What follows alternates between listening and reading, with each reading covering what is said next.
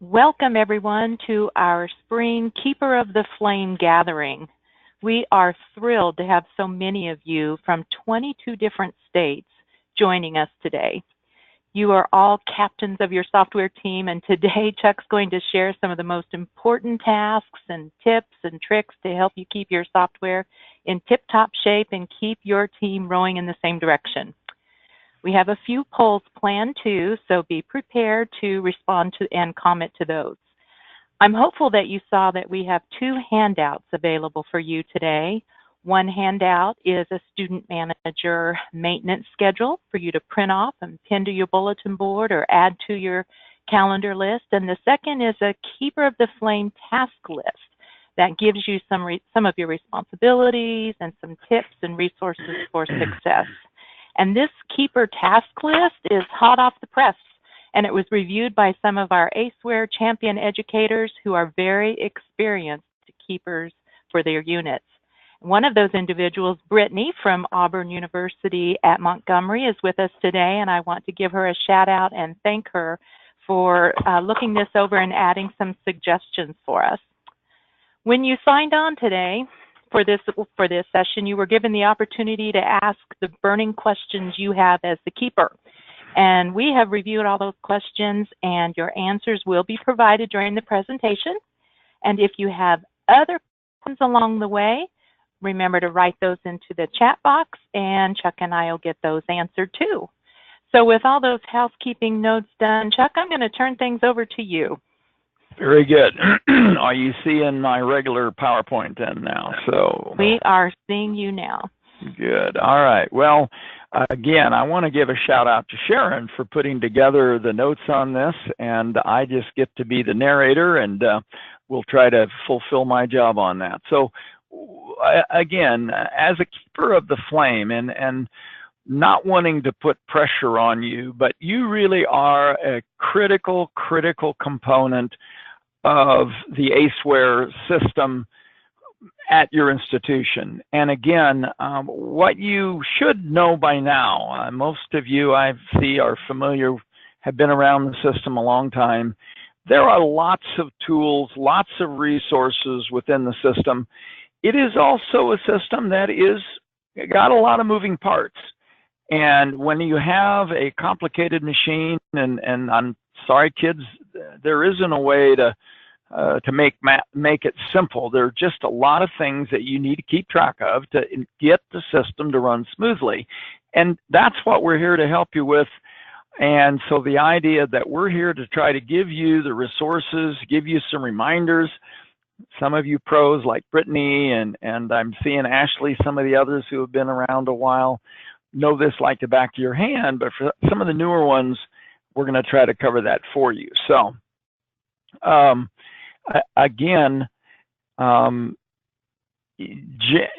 everybody at your institution has the time or the inclination to know everything there is to know about ACEware. And so again, you are kind of the whisperer. If you talk about the dog whisperer, you know, on the PBS, the idea is that you're the one who really can help interpret the new things that are happening in ACEware and apply that to the kind of programs that are going on at your shop. So again, not wanting to put the pressure on, but you really are a critical part, and we're going to try to help you fulfill that just fine.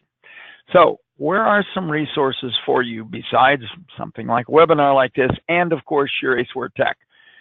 On the webinar archive, there is a whole section of courses on Keeper of the Flame. Courses, recorded webinars that you can go back and look through. Some of those are functional in terms of performance or elements about using Student Manager and AceWeb to serve students, and some of them are more related to the back-end management. And again, we think the Keeper of the Flame in a Student Manager ACEware environment has kind of an odd relationship. They're not necessarily a tech, but they need to know some tech things, which will help them in general maintenance. But they also should, I think, be familiar with the business of your operation, because the whole point of a software like Student Manager and AceWeb is to help you serve students, help you generate money, run the reports, get your job done, and go home at 5 o'clock feeling like you've gotten a lot done. So, resources. Certainly, the online resources under ACEware.com. If you look at user resources, you'll see a bunch. Student manager resources is where you're going to go as keeper of the flame for your update files. So that's a big question. People say, well, updates, there's an update every month. Well, I can't keep up with that. Do I need to update every month? Well, you do is subscribe to the forum or go check out the forum. There is a section called Student Manager Updates. When you click that, you're going to see a link to each release, each monthly release. And when you open that release, you can see what are the bugs that were fixed. Are there anything in there? Is there anything in there that your operation does that you said, oh, yeah, we have noticed this. We ought to get this upgrade in. Then you go down to new features and see, well, are there any of these elements here that my people could use? So again, that really drives your decision on doing an upgrade. And no, you don't have to do one every month. If you skip a month, you're going to be just fine. Generally, if it's been over a year and a half on an upgrade, you'll want to do some extra double checking once you apply that upgrade. ACEware. For most of you have ACEware. And again, for the ACEware update, depending on your ability to get into the server that has the ACEware executable, you may need to coordinate this with your local internal IT person there on the campus or there at your school.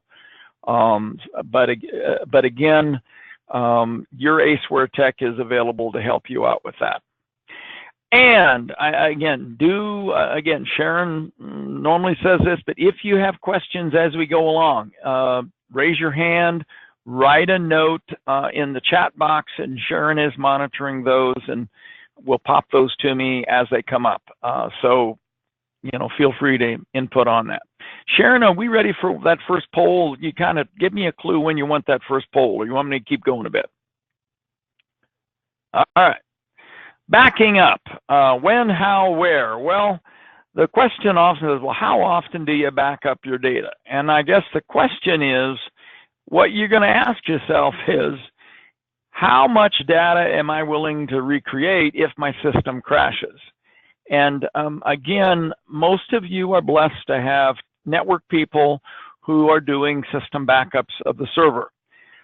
My question for you is to ask them, well, Mr. or Ms. IT person, if your backup system fails and I'm not able to recover my ACEware data, are you willing to re-enter all of the data that I am missing? Think about that. If that person is not willing to answer yes, then I would encourage you to do a weekly or bi-weekly backup of your ACEware data from within Student Manager. So again, this is secondary backup. It's an emergency parachute. So backup data, tools, backup data. And again, if someone is in the system, you'll be warned you can't back up because you've got users in the system. You'll be given the backup files menu, enter a directory. It'll tell you when the last backup was made. You can set your reminder note, give it a name. And again, if you got WinZip or 7ZA and you're able to use that, that is certainly a quicker way to do it. And again, if you'll note that we recommend that you don't store the backup data, if you're doing it with the Student Manager backup routine, on the server where the rest of the data files are. Because if something fails on a physical server, that would affect, obviously, every data folder that's on that server. So the idea is to separate your backup from your main Student Manager folders. Backup tools, again, the FAST is the default, or shell to DOS and run pkzip. But again, you must use a map drive, and you just would need to use shorter file names. The slower, which is the old standard one, uses internal VFP data compression. It does work on a VNC setup, but certainly if you can get WinZip or, again, MapAdrive to use 7ZA, that would be the best performance. Hey, Chuck, let's find out here. Let's see if folks, let's do a poll to see if they can tell us when their last backup was done. Hopefully you're seeing the poll now. When was your last backup done? Have you done that this week? Did it this month? You think sometime this year, or you have absolutely no idea? And it's okay. Go ahead. Be honest. Tell the truth here. There we go. There we go. Wait just a little bit more, and then I will close this. I still see responses coming in slowly. Oh, Chuck, this is going to be pretty good. Here you go. Let's show the result here. Okay, the result. Here we go. Up. Wow. Look at this. I'm impressed. Good job. So we have a good team of keepers here. Excellent. That's awesome. All right. Carry on. Well, good. Again, I will tell you, in past year, we have had one system where they were depending on network people to back up, and there was a miscommunication, and they lost several months worth of data because they had not done their own backup inside Student Manager. Well, I bet those 11% who have absolutely no idea will have an idea by the end of today. There we go. Thanks, everyone. Okay, pack and reindex. And this is one of the key, well, it's one of the systems. This used to be more important, at least the reindexing element, than it is now. But the pack is certainly part of it. And what the pack does is remove records that you mark for deletion. And again, if you're using SQL, remember, when you hit the delete button, that record is gone at that second. And the idea why you do it, you get rid of, in the case of VFP, dead records, and certainly improve data integrity. So again, generally it is an as-needed procedure. We don't necessarily give you a schedule on that. And again, to separate out the idea of reindexing from the pack procedure. Generally, and if you'll kind of see the middle, note here, that Student Manager has a built-in warning procedure that it tries to check whenever you open a table, that if it thinks the index is off, it'll give you a message, you need to reindex file, yada, yada. And so obviously, if you see that, you go in and do the reindex at that time. But otherwise, I really don't see a need to do a general reindex on any kind of scheduled basis. Packing, however, is again done periodically. And the idea, if you've had staff doing a lot of data cleanup, a lot of data combining records, deleting old duplicate codes, and we'll be talking about that in a bit. Obviously, after a major effort like that, running that pack and reindex procedure would be good advised, would be well advised. So again, this is a do-it-yourself. You need to be a single user in the system. You would open the pack and reindex screen. You would choose to select or deselect all of your records. If you want to do the pack, where you've got records that needed to be removed because they're marked for deletion, you would check that, and then hit the run button. Now, one of the things that if you have archived records, which we'll talk about in a second, you can deselect archived records. And again, use Keepers of the Flame might give me some idea on this, but I would suggest that there's really no reason to pack archive records because you're generally not doing any data entry in those. So, and again, you Keepers of the Flame, fact check me on that. So, and a note, and again, if you crash or interrupt or your PC shuts down in the middle of a pack and reindex, you can end up locking your system. And what happens with that is that when you start to log back in again, you'll get this message: system is locked for administrative maintenance. When you see that, it's been because one of the procedures that locks the system, archiving, pack and reindex, will do that. And the point of that is so that if you as the administrator are packing and reindexing, you're not going to have staff trying to log in while you're in the middle of doing this maintenance. However, now this is something, again, we normally don't tell people a lot but this is a select group here. The recovery routine, if you see this administrative maintenance locked, the response is to press escape once, not hit OK, but hit escape when you see that. You'll then get a prompt, enter administrator override, and your override key is the equals key. So that is keep that in your back pocket. We generally don't recommend sharing that with the general users. So, Chuck, Sharon, how are we doing for questions? Boy, you read my mind. I have a question here.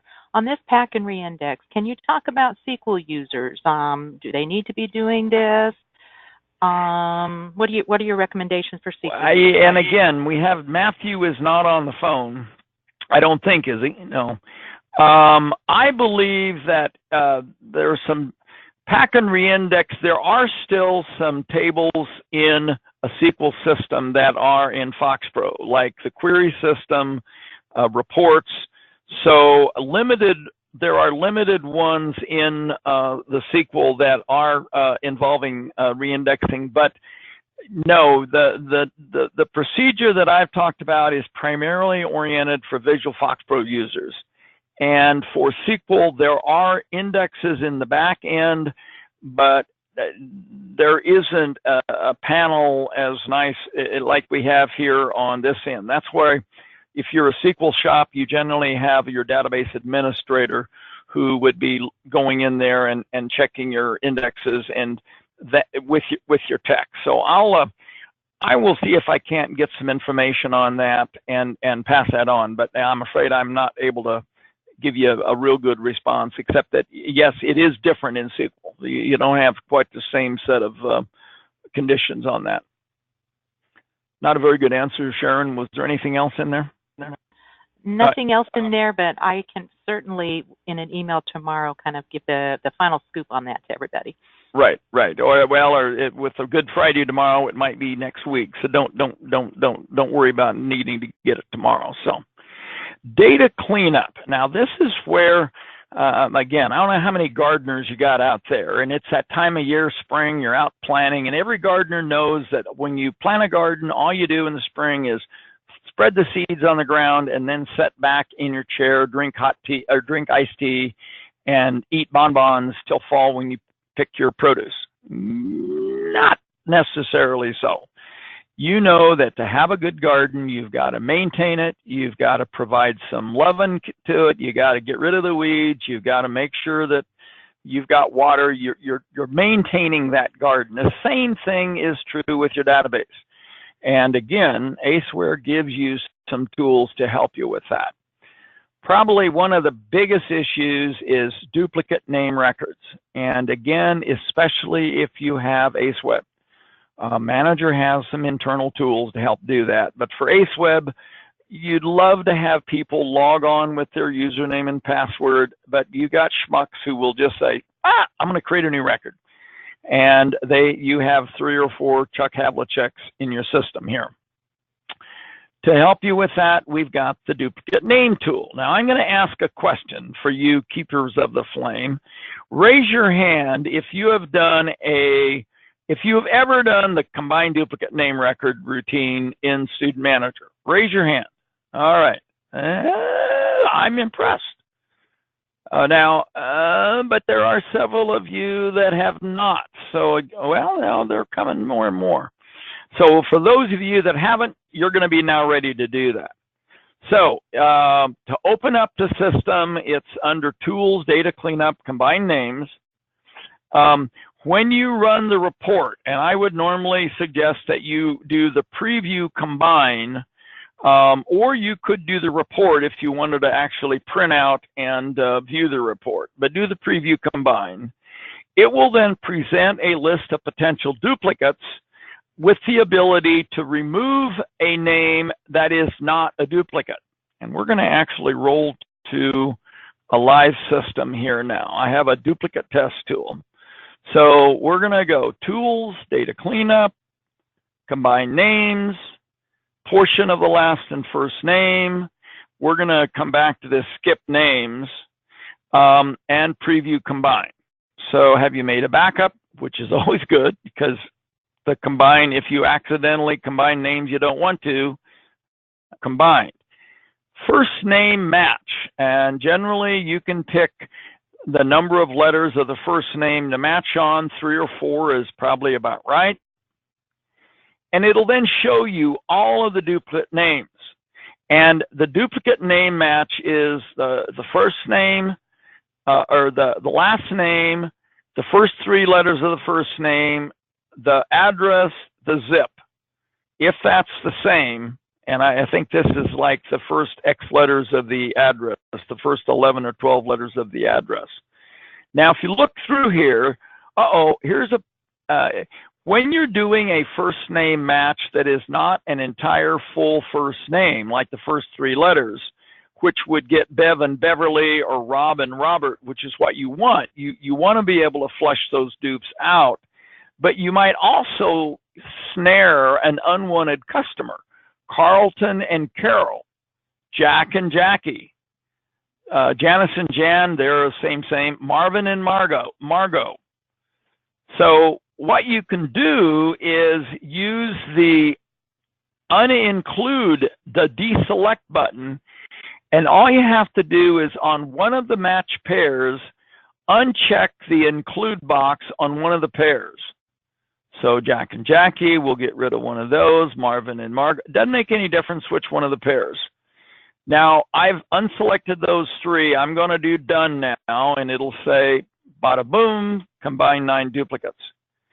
Now, because you deselected those 3 names that were part of a pair that are really not duplicates, if you mark those to skip next time, what you're going to do is that it will actually put, see if I can remember the name. I think it was Carlton. Was it Carlson? Carla? It doesn't make a difference who the person was. But what it will do, it goes to the name record and it will mark on the name record, ignore this name when you do the next mass combine names option. And so that would will allow you the next time you run duplicate names not to worry about accidentally combining the husband and wife, brother, sister, who happen to be living at the same address. So again, that is your tool to be able to do that. And again, you can choose to ignore that if you want to go back and double check that somebody hasn't come up with a new creative way to come up with a duplicate name. But that is a good way to kind of help protect you for subsequent duplicate name runs. Questions on that? I want to make sure that people are with that. So people are with you. You must have been crystal clear. Right. No question. All right. Address cleanup. The address cleanup tool is one that allows you to proper case names and addresses, standardize addresses, take the word ROAD and abbreviate it RD, the way the U.S. Postal Service recommends for the formatting. And again, if you have ACEware, it's more critical because, again, you've got people who are entering data and they have their cap lock key on. And of course, I'm sorry, guys, I hate uppercase letters. So the idea of doing proper casing would be just makes your data look a whole lot better, and the standardized address is a good tool. Course cleanup. Deactivating courses. Why do you deactivate courses? Let me kind of get back to this. When you're in Manager, there is an active flag on the name record. And the idea of the active flag, and this is an old data set, and so you'll notice I have a fall course that is active, so smack my hand with a ruler here. The idea is that you should only have, in my opinion, as active courses that you're actively working on for registrations. And so the idea of what the active inactive is that when you are in the system, if you say, I want to look up active courses, I would generally be thinking I'd be wanting to look at courses that are in the semester or in the quarter that I'm working on going forward, that I would not be typically wanting to see my 2008 classes in this list. From a functional point of view, and of course you could always go to the yellow binoculars to look at every course in the system. From a functional point of view, the big deal on this is that when you're in a name record and you say add registration will only look at active courses. So again, you generally don't want to be putting people into a course, registering a new person into a course that is last semester or last year or 4 years ago. So the reason for doing that, deactivating courses, it speeds up your course listing and again, prevents accidental registrations. So how do you do it?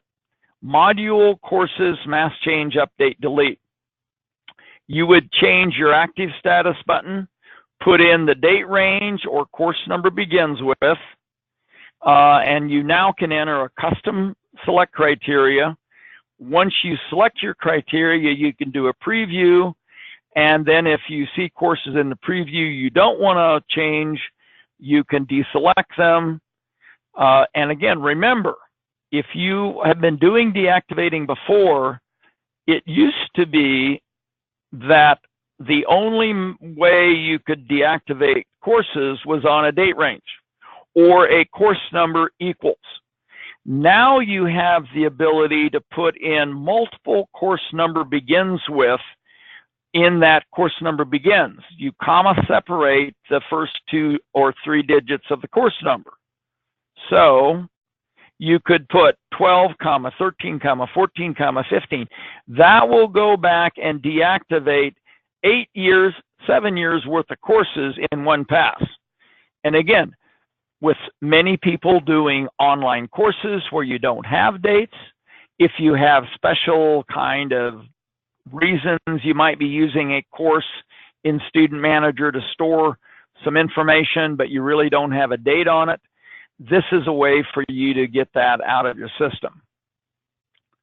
All right, so let's go back real quickly. I've got a bunch of, I'm going to deactivate courses. Now this will be interesting because let's say 010101, which is 2001 to the 12th, to the end of the year of last year. So I'm going to say I want to deactivate every course up till the 31st of December. I can do a preview. And so now I can look at all of these courses. Now, some of these are already been inactive. You see the active flag is showing on those old courses, but I want to make sure. When I go back now to this, and well, maybe I have got a bunch of those old ones deactivated. So I hit the done button, and now once I previewed and I'm good, hit the OK button, and it will flip that active status on those registrations. Now, like here's 117. I missed those because orphan courses don't have a date on. So let's just do that again real quick, because I believe you ought to do this. Module courses. Change it to inactive for 17. And we'll and again, if you put in the data, you got to tab out of it in order to get the preview button to show. So here are all of our preview courses, all of the ones that are 17s. And again, if there was some reason, Courthouses of the First Judicial Circuit, that's a course that we have one class that we registered for it for 5 years in a row. Say, I want to unselect that class so that it still shows up.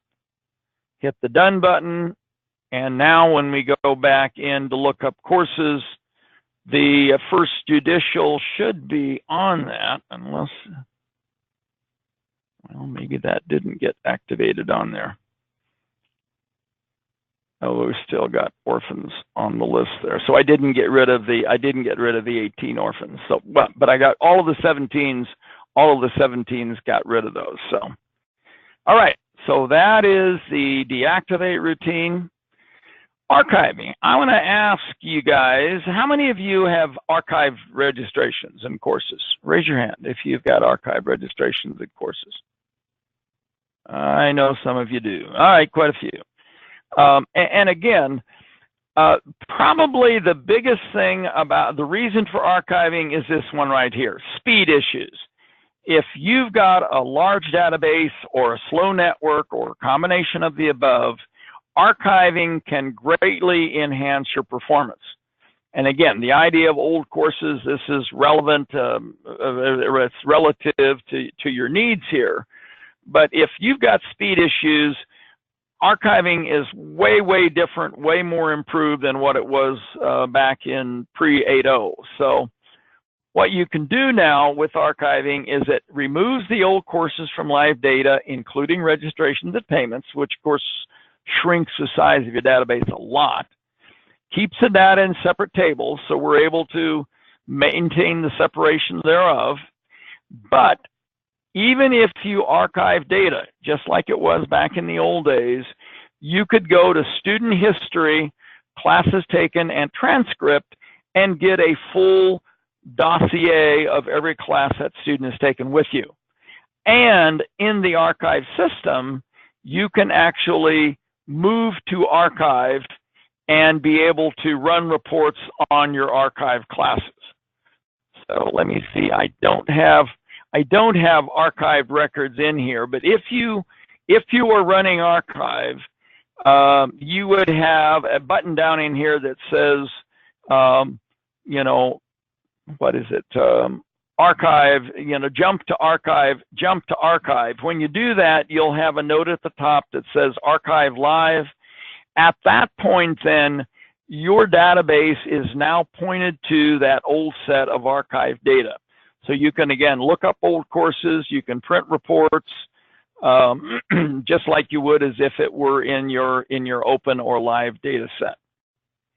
I'm going to ask if there are questions or anybody with issues they want to talk about or bring up about archiving in general. I think that's it for... Looks like you're fine there. Yeah. So again, archiving courses, it uses the same procedure as doing deactivation. You pick your archive status, you put in the time that you want to archive, you can do the preview of what it's going to be, and then hit the archive button and it does the job. Okay, code cleanup. Coding, boy, you talk about weeds in a garden. Codes in your database, so many of the codes you use are temporal. They're really only used for a certain time frame, and then probably either ought to be deactivated, deleted if they're no longer used or nobody ever used them, or you combine codes where you decide you don't want computer and IT and instructional technology. You're just going to put that all in high tech and combine all three of those codes into one. So again, we've got the tools that let you do that.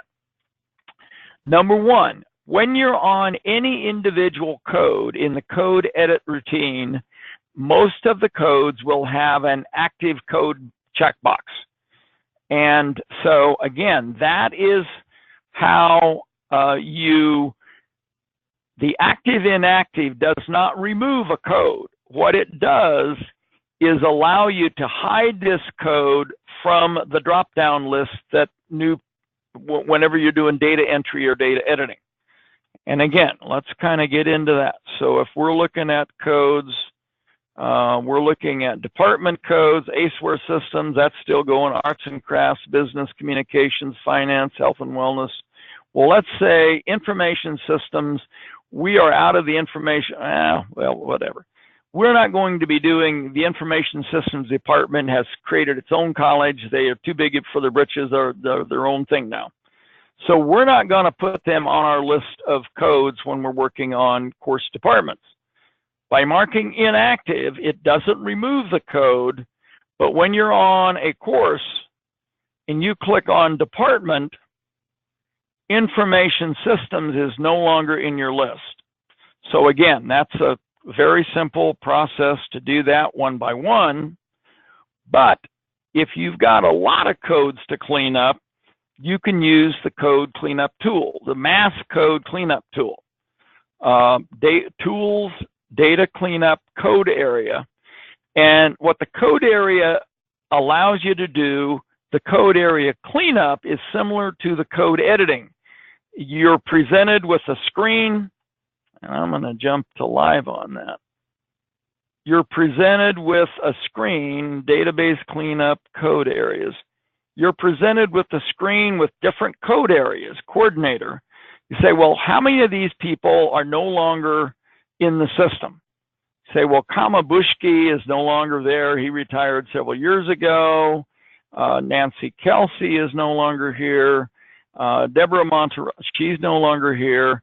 So again, we can mark. Now, you may want to keep those in the database so you know a record of who the coordinator was back when this course was held, but they're not going to be assigned to any new courses. So I'm going to mark those as not active.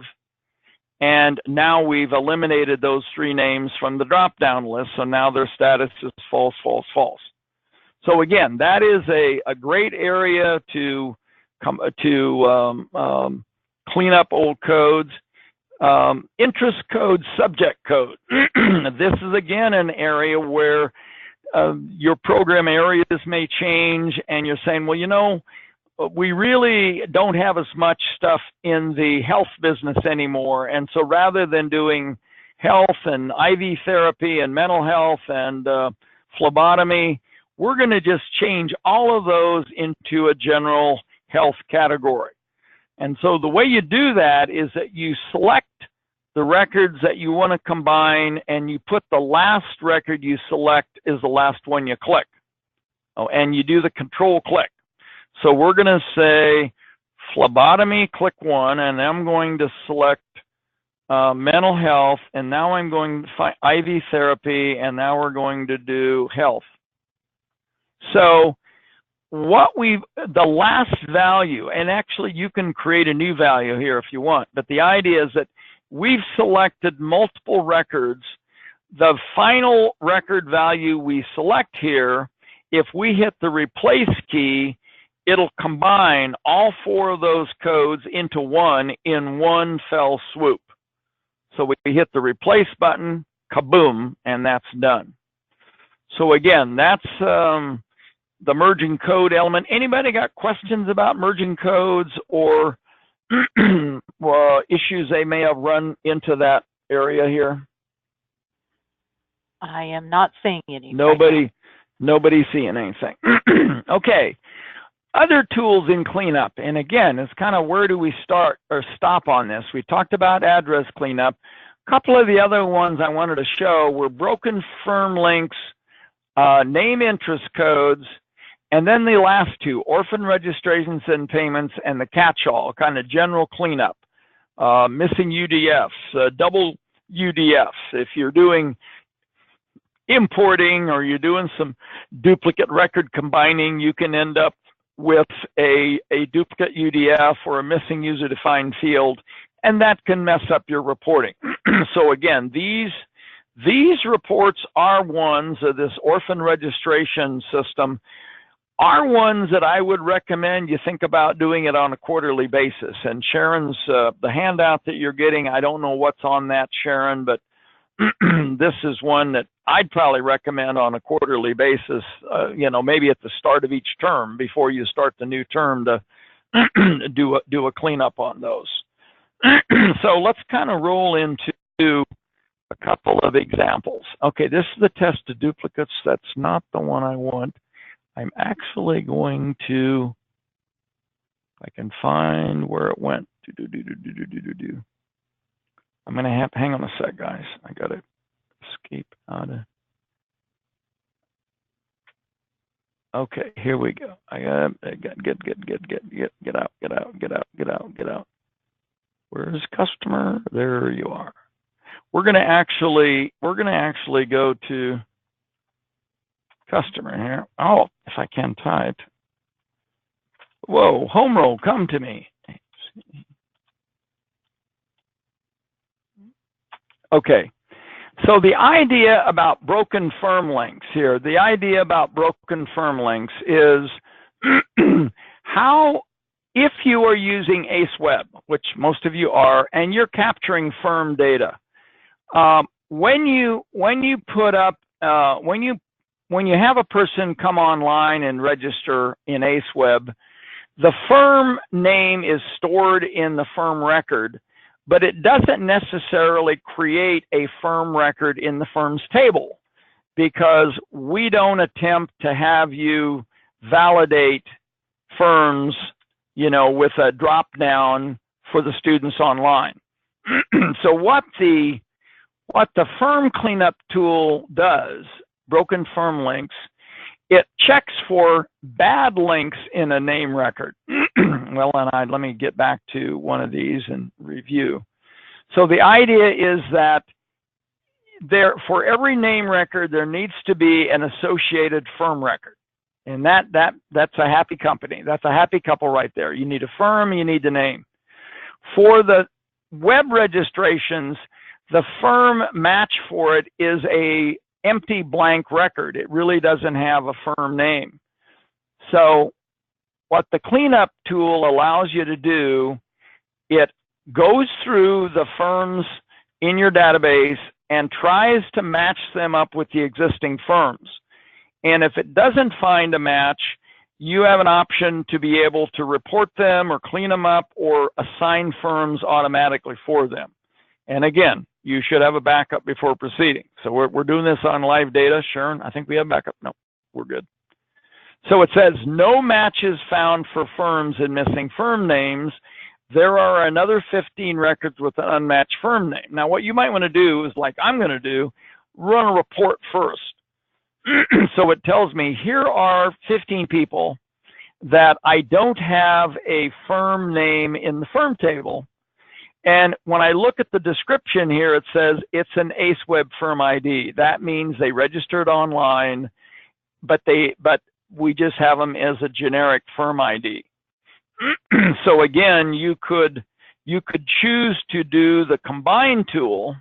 Well, let's go ahead and do the thing. So we say, do we want to make this a firm and only put in the firm name and not store the address from this name record? Do we want to use the firm and use the name address from the firm to make the firm? Well, I'm going to do the make the firm, and let's go back to the report. Lohman, Jana Lohman. So let's make sure we've got that. I want to remember. Somebody help me remember Miss Lohman. Broken firm record. Okay. Make the firm record. So now when we look up Miss Lohman here, 14 firm records created. L-O-H, if I can spell, L-O-H-M-A-N.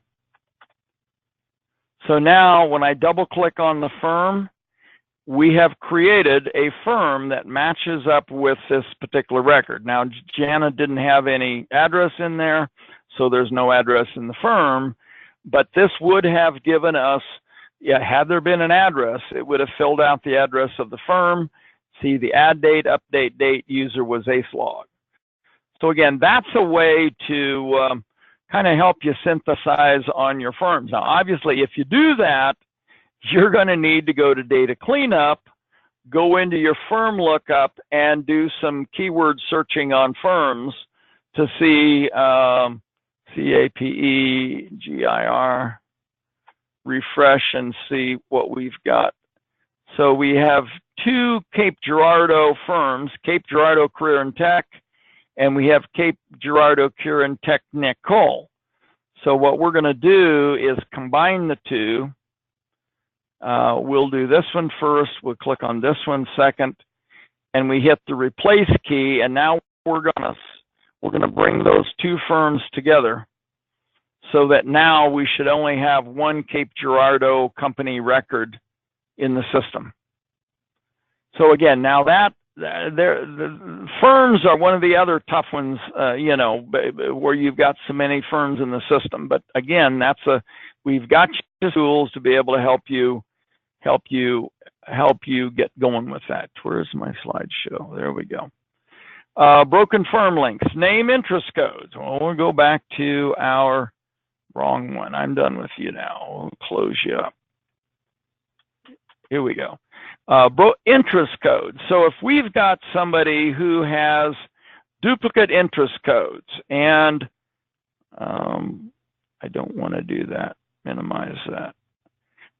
We're going to look up SAM.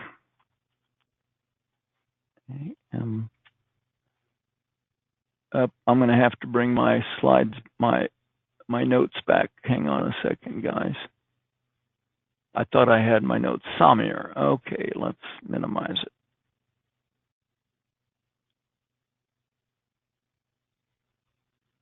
it. SAMIR. Okay. Now he actually is a duplicate record. Let's go to the other one. Okay, here's our troublemaker right here. He has multiple interest codes in a couple of these areas.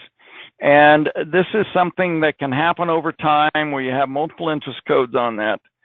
So there is a tool now called Report Data Cleanup Interest Codes. Now I got to give you a caveat. This was still not working in the current 7.4 build. If you'll note, I'm running the beta version of 7.5. It's 7.4.6. So don't bother doing the interest code cleanup until you get 75. That will take care of this. But when you click name interest codes, remove blanks, hit the OK button, 17 blanks, and now we're going to look up Mr. Samir. And bada boom, we've eliminated the duplicate interest code. So again, you'll need to wait for 75 in order to get this thing to work properly for you. We had a couple of logic issues in there with the first release of that. So questions? How we doing, Sharon? You're doing great. Then the final couple, we've got orphan cleanup and catch-all cleaner. So the orphan cleanup now. So tools, data cleanup, orphan registrations and payments. Finding an orphan list, and it basically goes through the process of bouncing around in here. Total classes have been updated, enrollment counts updated. Registration, 111 registrations did not have a course, no registration. Now, what that will do is create orphans. And so you're going to find, ORPHANS.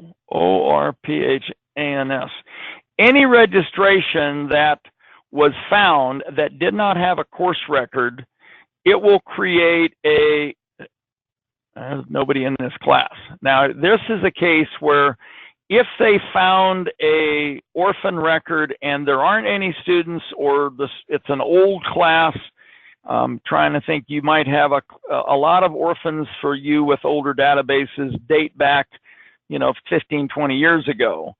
So again, if there are no registrations, no data that you care about, you can either just delete that course, or probably what I would recommend, if you're not sure what to do with it, archive all of the old orphan courses, especially the old ones, so they're out from underfoot. The other thing that happens is you get placeholder names. Placeholder, that's what happens when you have a registration that does not have a name in the name table to match with the registration ID. That can occur when you're doing data combining, or again, pack and reindex, and you missed a record that you needed to delete. So how do you fix that? Well, again, you look at the data. Is this record got any money in it? If not, then you could probably, and if it's an old record, it's not one that you do statutory reporting on, you could go ahead, delete the registration, delete the placeholder record. Here's a placeholder record with no courses. There's not a single thing in it. I'm not quite sure how we ended up with placeholder. Just delete the sucker, make it go away. Then if you've got somebody, whoa, let's find Mr. Holder again, H-O-L-D-E-R.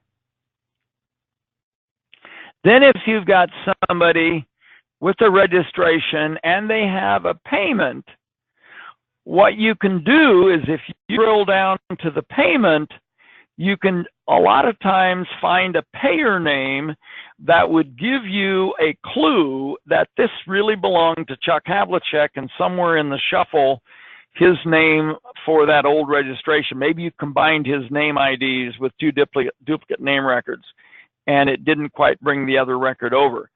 So you can say, well, I'm going to take placeholder and join Chuck Havlicek, and so we'll combine those two records. So, but that's a way to begin to fish through the placeholders.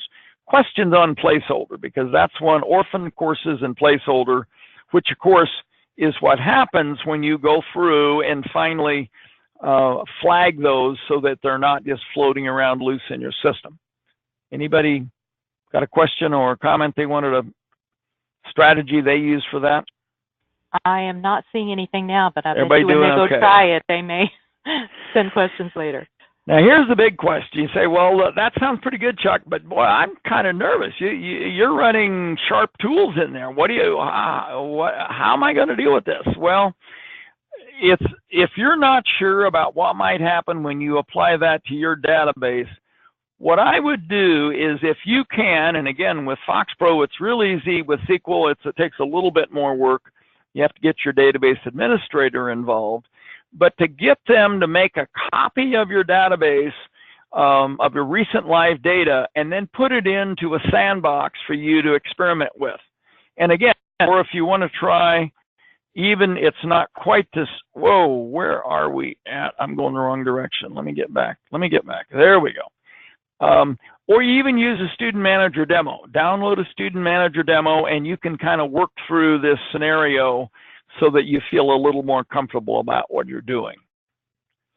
Pack and reindex, and we've got a lot of material here. Make sure we want to review this, the idea that there's separate procedures. Reindex sorts the data. Pack removes the records marked for deletion.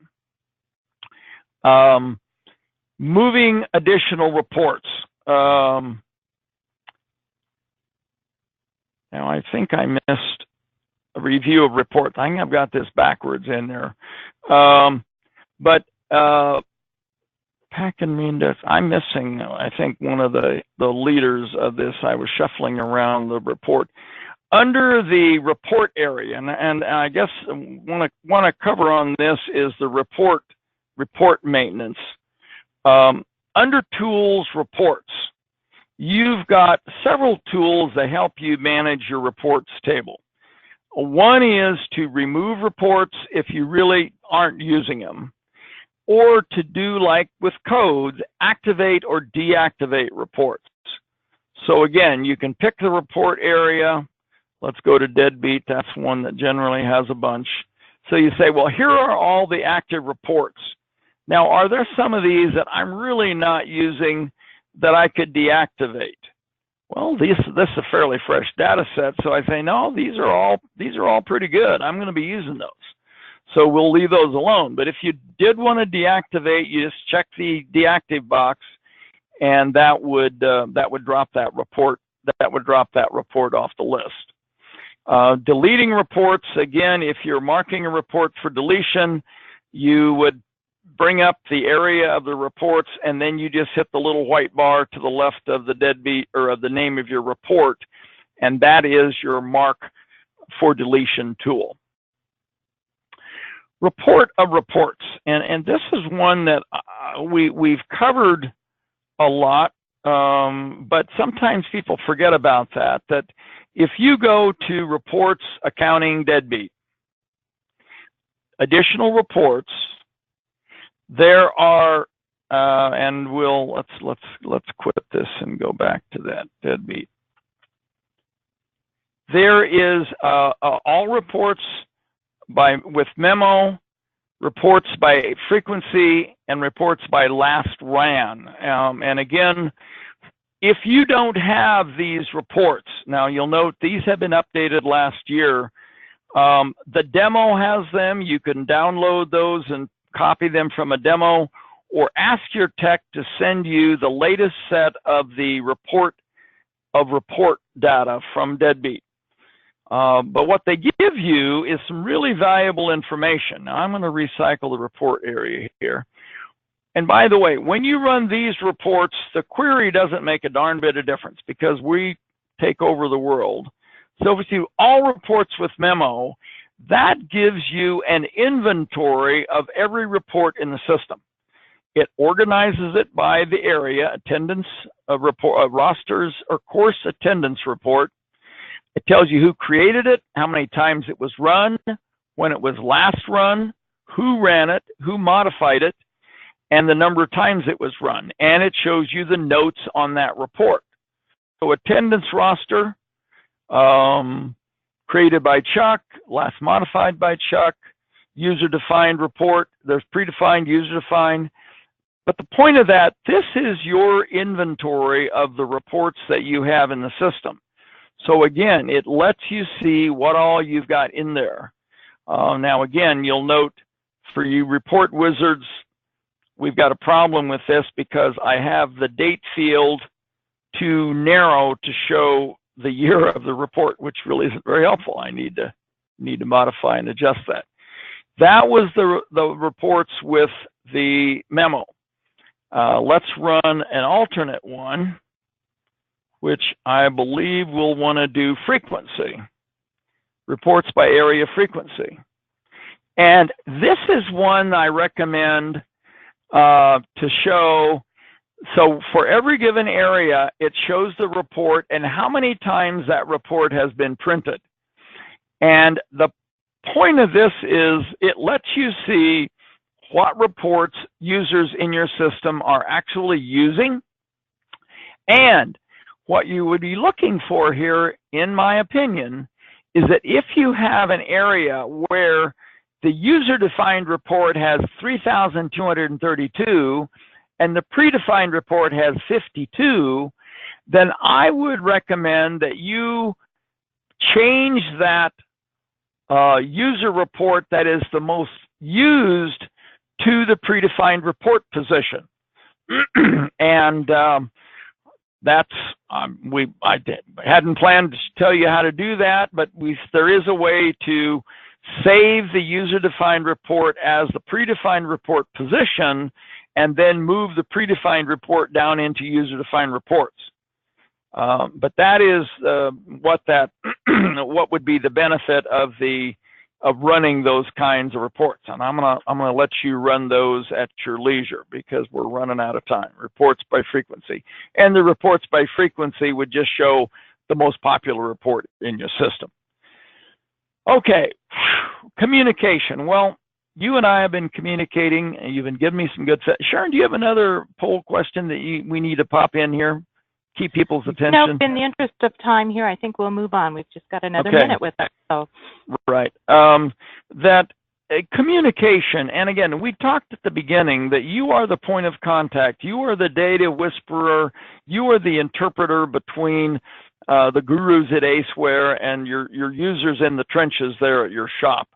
And so again, communicating information among and within your users about how they can use Student Manager and ACEweb to better serve students is key to our jobs, yours and mine. So how do you do that? Well, do you have staff meeting agendas where you have a ACEware section to talk about here's what's new, here are things that are coming up, you know, what are issues that you're having with doing procedures that I need to pass on to the ACEware crew? So again, it's time on task. You have to focus on sharing that information with everybody, because unless everybody in your shop attends every webinar, reads every newsletter, goes through all the historical webinars, you need to kind of push the data out to them sometimes. Again, attending the webinars as a team. If you see a webinar come through, you say, well, this is a marketing issue. I need to make sure my marketing people attend this webinar. It really is kind of up to you. I shouldn't say that. I'm going to ask you to take it as your responsibility to say, hey, I'm going to make a special effort to try to get my marketing team to sign up for that webinar. Again, for the business office, if it's business related, for coordinators, if it has to do with coordinator use of student manager. So again, and then of course the other one was, if you have talked to your ACEware tech about a fix or a new upgrade, and again, they've shared some information with you, communicate with your team information that is relative to what you're doing. Errors. When you're doing error reporting, what's critical is to let your tech know the version of Student Manager you're on, what was the first error message you received, and this one right here, what were you doing when you received that error message? That's really critical. And of course, all error messages in ACEware are recorded to the error.txt log. And again, if you haven't found that, it's in your manager folder, err.txt. That is your log file of every error in the system. All right, how do we move forward from here? Well, standard operating procedures, and again, we have in the help guide. In the help guide, we've got, oh, if I could get to, I shouldn't say it, at help guide on our resources page. Customers, student manager resources. What am I looking for? Is that guides? And so there is a standard operating procedures template that if you don't have an SOP procedure at your shop, I would encourage you to build one. Again, because everybody does things a little differently. And again, we had one of the comments from one of the people who was attending says, what is your question as a keeper of the flame? And the comment was, what happens when the flame goes out? And again, God bless you. We hope for a long and healthy life. But if you should be leaving your position, those SOP procedures will certainly help the next person in the road to help do that. All right, we are running a bit long, but I would ask if you seasoned KOFers have any tips you'd want to offer that we haven't covered here. And while you're doing it, we'll kind of go to, I'm going to skip over the staff changes. Duplicate records, names, firms, and codes. There should be in the help guide a reference on combining records. So let's kind of, are there anything left that we haven't covered in this whirlwind tour through the Keeper of the Flame? I'm not seeing anything right now, but they do, once they get a chance to really think and go through this, they know how to find us. Right. And again, if you, on your way out the door, if you think of something that you said, you know, we should have mentioned, shoot that off and we'll send that off to people. Again, remember, you've got your downloaded materials that came with the webinar. Pick those up. Sharon, thank you much for an excellent deck. And folks, thanks for staying with us. Keep that flame burning back at your shop. Have a good day, everybody. Bye, everyone. Bye-bye.